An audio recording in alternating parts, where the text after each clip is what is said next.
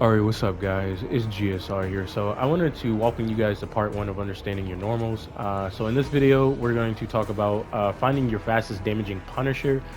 So for a lot of characters, this is different. For some characters, it's pretty much the same. So I have two characters that have two totally different punishing abilities, but they are very similar to a certain degree. So you want to find out what is the fastest frame in the game. The fastest frame in the game is a 6 frame down one, which Sub-Zero has access to, Gears has access to, Terminator has access to, and Aaron Black has access to, right?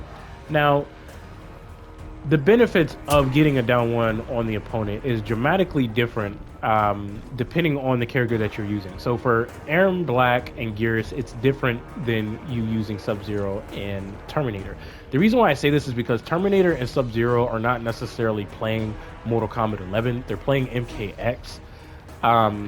Even though it's a lot more toned down to a certain degree, they still are playing MKX. Well, basically, what I'm saying is like they have an overhead starter and a low starter. So this makes it easier for them to open up the opponent.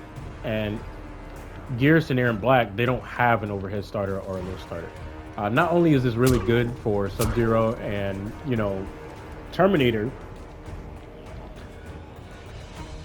it's the fact that like you cannot flawless block them if you know that they're going to go for something, and they kind of negate that. They kind of deny your ability basically to do so. So it makes it difficult for you to pinpoint what they're going to do and when they're going to do it. But like I said, the fastest frame in the game is a 6 frame down one, which only like 4 characters have basically. So the fastest Punisher in this game is actually going to be a 7 frame standing one, right? So keep that in mind. Sub-Zero has an 8 frame standing one and an 8 frame standing two. So he's not going to be able to punish -8 situations the way that, most players would want to punish -8 situations. But he has a down one, and this gives him a high chance. He has like a 50-50 chance of opening up the opponent because of how strong his 50-50 game is once he gets the down one, because you have to deal with the idea of him possibly jailing you and then going into like the ice ball shit and then getting a combo. You have to deal with like him jailing you with that. You have to deal with the 50-50. You have to deal with him possibly throwing you. Like you kind of see like his game here, right? Like his game, right? So that down one is pretty much a staple. If he had like a 7 frame standing one, I think he'd be really fucked up and annoying for him to be able to punish -8 situations and up. That's probably why they didn't give him a 7 frame standing one or standing two. Now, if we look at Shao Kahn, right? If we look at Shao Kahn has access to, let's see here. Shao Kahn has access to a standing one that's 9 frames and standing two that's 10 frames. The reason why this is a con for him is because his punishing game isn't good. The only thing he'll get is his down one, and it doesn't guarantee that he'll get something going. Now, remember what I told you guys in the beginning of this video. Sub-Zero and Terminator, they have a higher chance of opening you up because they have an overhead starter and a low starter, and obviously Terminator has a command grab, right? So it makes it easier for them to open you up with their poke. But when it comes to Shao Kahn, this is dramatically different because you have an easier time flawless blocking him because you know what's coming out, either a high or this. Granted, he could try to hop up, but it's pretty reactable to a certain degree. So this can kind of cause a certain dilemma for the Shao Kahn player. So that's one of the biggest problems with Shao Kahn is his punishing game. It's not really good compared to other characters in the game. Now, like I said, the fastest Punisher in this game is 7 frames, right? We already know this clear as day, right? Now, just because you find out what your fastest damaging Punisher is, doesn't necessarily mean that you're going to be able to punish any and every situation in the entire game. So Shao Kahn was the go for this situation right here, right?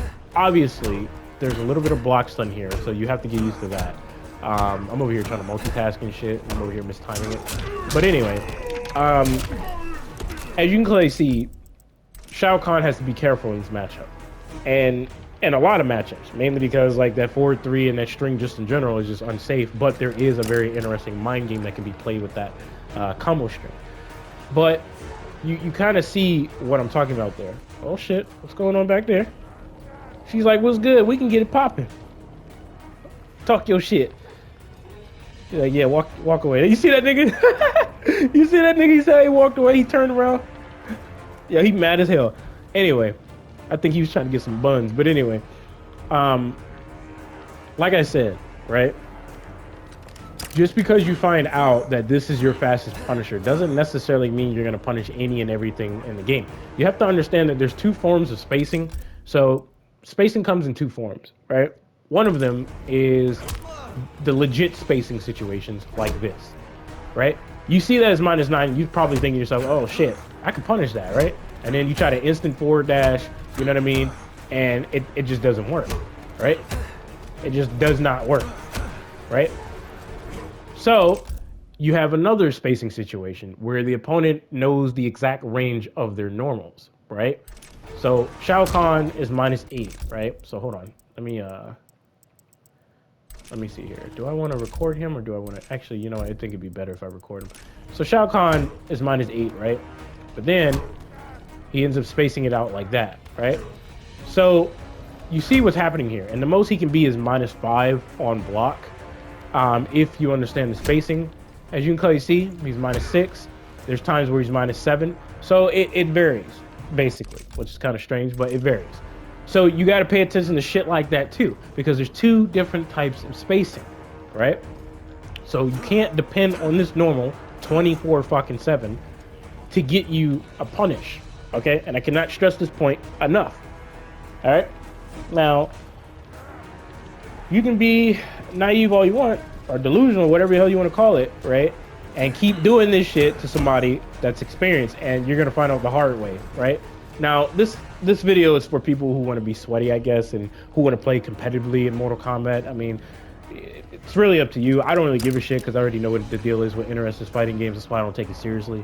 But this can help out some of you guys who are trying to learn this, because you need to understand that, you know, situations change.